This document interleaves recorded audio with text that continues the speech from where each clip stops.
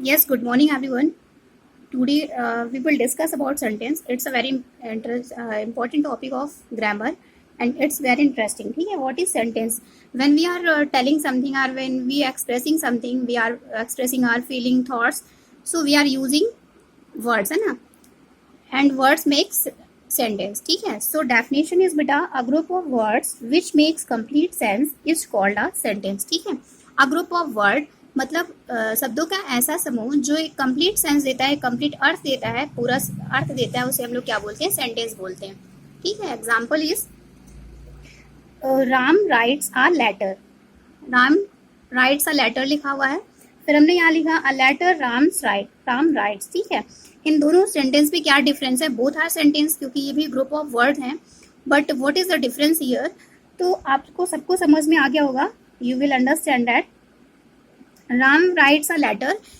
This sentence is giving complete sense. इससे आपको पूरा मतलब समझ आ रहा है कि राम पत्र लिखता है. A letter Ram writes. यहाँ पे group of word is here but it's not giving complete sense. मतलब इसका जो मतलब है, अर्थ है, वो थोड़ा अलग अलग तरह से निकल रहा है. कोई कंप्लीट या फिर सही अर्थ नहीं निकल रहा है. That's why it's not a sentence. इसलिए सेंटेंस नहीं होगा, इट इज सेंटेंस. ठीक है. Now second example is Ram is a good boy. Ram is a good boy and a boy Ram is. ठीक है.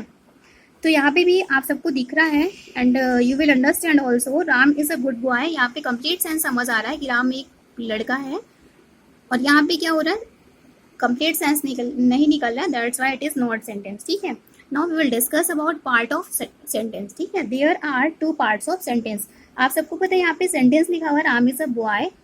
इस सेंटेंस के टू पार्ट्स होते हैं. ठीक है. First is subject and second is predicate. So look here, what is subject? Subject क्या होते हैं बेटा? The person or thing we are talking about called subject. ठीक है. द पर्सन आर थिंग मतलब कोई पर्सन है या फिर कोई थिंग है जिसके बारे में हम बात कर रहे हैं, दैट इज सब्जेक्ट. जैसे हमने बोला Ram is a good boy, तो हम लोग किसके बारे में बात कर रहे हैं? We are talking about Ram, है ना? Ram. So that's why Ram is subject and is a good boy. Second is predicate. what is said about the subject is called predicate. what is said about the subject? Subject के बारे में जो भी कुछ कहा जाएगा दैट इज प्रेडिकेट. ठीक है.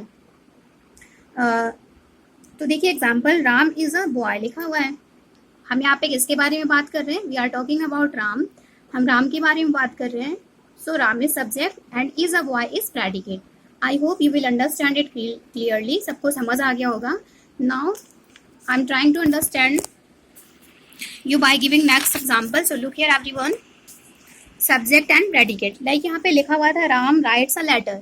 राम लेटर लिखता है, पत्र लिखता है. तो यहाँ पे हम लोग किसके बारे में बात करें? Ram. So Ram is subject and Sita reads her book. Sita book पढ़ती है, अपनी बुक पढ़ती है. सो हम लोग सीता के बारे में बात करें, that's why Sita is subject. He brings a book. We are talking about he, मतलब वह पुस्तक लाता है, सॉरी टॉय लाता है. So he is subject and other is predicate. So I hope you will understand it clearly. Now I am giving some work and everyone have to do it. Thank you everyone. Have a good day.